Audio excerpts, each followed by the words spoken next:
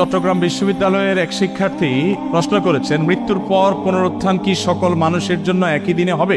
যদি একই দিনে হয় তাহলে যারা 1000 বছর আগে খারাপ আমল নিয়ে মৃত্যুবরণ করেছেন তারা কবরে যে শাস্তি পাবে, আর যারা একই অপরাধ করে আজকে মৃত্যুবরণ করেছেন তাদের শাস্তি কেমন হবে? আমার ধারণা যারা আগে মৃত্যুবরণ করেছেন তারা বেশি দিন ধরে শাস্তি পাচ্ছেন। একটু ক্লিয়ার করবেন দয়া করে, আল্লাহ আপনাকে আরো বেশি নেখায়াত দান করুন। ভাইরা আমার, এই প্রশ্ন আরো অনেকের। প্রশ্নটা কি আপনারা বুঝতে পারছেন? যে মানুষটা 1000 বছর আগে মারা গেছে সে যদি জাহান্নামী হয়, খারাপ মানুষ হয়, তাহলে 1000 বছর ধরেই আলমে বারজাখে অদৃশ্যের জগতে তার শাস্তি চলছে। আবার যে লোকটা আজকে মারা গেল, যদি আগামী 1 বছরের মধ্যে কিয়ামত হয় বা 10-20 বছরের মধ্যে কিয়ামত হয়, তাহলে এই লোকটা তো কবরের আযাব 10 বছর পেল, আরেকজন যে 1000 বছর পেল, তাহলে এই অপরাধের শাস্তি দেওয়ার ক্ষেত্রে তারতম্য হয়ে গেল না? এটা হলো প্রশ্ন। এই প্রশ্নের উত্তর হলো, আমরা সব সময় সবকিছুকে আমাদের মতো করে ভাবতে জানি। আমরা মানুষ, দৃশ্যমান এই জগৎ আলমুস শাহাদা, যেটা আমরা এই জগতের বাসিন্দা হওয়ার কারণে অদৃশ্যের জগৎ আলমুল গায়েব, যেটা মানুষের চোখের আড়ালে, সেই জগতের সবকিছুকে আমাদের মতো করে ভাবি, এবং এটা ভাবতে গিয়ে আমরা ভুলটা করে বসি।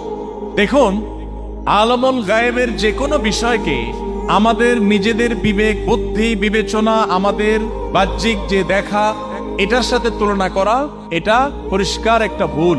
আল্লাহ রাব্বুল আলামিন কিয়ামতের ময়দানে যে দিনগুলো দিবেন, সেই দিনগুলোর আয়তন দুনিয়ার এই দিনগুলোর মতো না।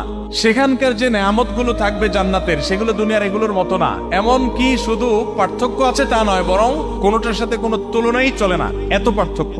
তো এই জন্য সবসময় এটা মূলনীতি মাথায় রাখতে হবে যে অদৃশ্যের জগতে সবকিছুকে দৃশ্যমান জগতের সাথে তুলনা করা চলবে না। এবং আমরা মহাশূন্যের, বর্তমানে তথ্য প্রযুক্তি, জ্ঞান বিজ্ঞানের উন্নতির এই যুগে মহাশূন্যে, মহাকাশের এমন অনেক বিষয় জানি যেগুলো আমাদের পৃথিবীর অনেক কিছুর সাথে মেলে না, যায় না। তো এটাও তো দৃশ্যমান জগৎ। যেটা অদৃশ্যের জগৎ, সেটা আমাদের কল্পনার কত বাইরে হবে সেটা বলাই বাহুল্য। মূল প্রশ্নের উত্তরে ছোট্ট করে একটু বলি। একজনকে আপনি একটা অপরাধ করেছে, ধরা যাক একই অপরাধ একজন ছোট মানুষ করেছে, একজন বড় মানুষ করেছে। আপনারই একটা ছোট বাচ্চা, হয়তো 8-10 বছর বয়স, এমন একটা কাজ করছে যে শাসন না করলেই নয়, যদিও শাসনের ক্ষেত্রে সুনির্দিষ্ট নীতিমালা আছে।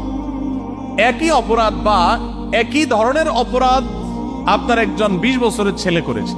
তো 20 বছরের ছেলে যদি অপরাধ করে তার মাত্রা অনেক ভয়াবহ হয়। আবার 10 বছরের ছেলে যদি একই অপরাধ করে তার মাত্রা সে বুঝে না, ছোট মানুষ, একরকম হয় না। এখন আপনি ছোট ছেলেটাকে ধরে, যেহেতু ছোট মানুষ, শাসন না করলেও আবার মুশকিল, আবার ছোট মানুষ বেশি শাসনও করা যাবে না, এই জন্য আপনি তাকে নিয়ে একটা ব্যাট বা সোলার মোটা নিয়ে 10টা-20টা বাড়ি মারলেন। কিন্তু বাড়িগুলো মারার সময় হিসাব করে মারছেন যে ছোট মানুষ, খুব বেশি জোরে মারা যাবে না, মারছেন কিন্তু 10টা-20টা। সে হয়তো চিল্লাচিল্লি, কান্নাকাটি অনেক কিছু করছে। এটা একটা দৃশ্য। এবার আসেন আরেকটা দৃশ্য। যেই ছেলেটা 20 বছর বয়সের, ওরে ওই লাঠি দিয়া 10টা-20টা আস্তে আস্তে করে মারার মতো অভিনয় করেন নাই, বরং ওরে গায়ে যত জোর আছে অত জোর সব সঞ্চয় করে ওর পিঠের উপর একটা দাম করে মারলেন। এর মারছেন কিন্তু একটা, আর ওরে মারছেন 10টা। এই দুইটার ভিতরে ওজন বেশি কোনটার? পরেরটার না? এখন যদি কেউ বলে যে ভাই, একই অপরাধ আপনার 2 ছেলে করলো, একজনকে আপনি 10টা বাড়ি দিলেন, আরেকজনকে আপনি 1টা বাড়ি দিলেন, কেমন অবিচার করলেন? এই প্রশ্নটা কি মূলক হবে না অমূলক হবে? এই প্রশ্নটা কি যৌক্তিক হবে না অযৌক্তিক হবে? কারণ হলো,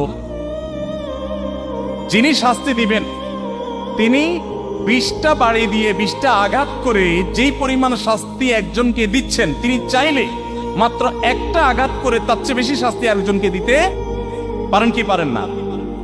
আল্লাহ রাব্বুল আলামিন 1000 বছর ধরে আলমে বারজাখে যাকে শাস্তি দিচ্ছেন, তাকে আল্লাহ তাআলা যেই শাস্তি দিচ্ছেন, একই অপরাধে কিয়ামতের মাত্র 2-10 বছর আগে যদি কেউ মারা যায়, বা কিয়ামতের আগের দিন যদি কেউ মারা যায়, ওই একদিনের মধ্যে ওই 1000 বছর ধরে পাওয়ার শাস্তির অনুরূপ শাস্তি আল্লাহ তাআলা দিতে সক্ষম না।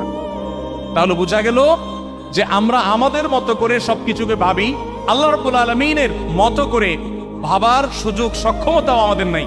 এই জন্যই আমাদেরকে ঈমান আনতে বলা হয়েছে, আমাদের বুঝে আসো আর না আসো। আল্লাহ আমাদের সবাইকে তৌফিক দান করুন। হুজুর আসছেন? ভালো আছেন হুজুর? আলহামদুলিল্লাহ, বসেন।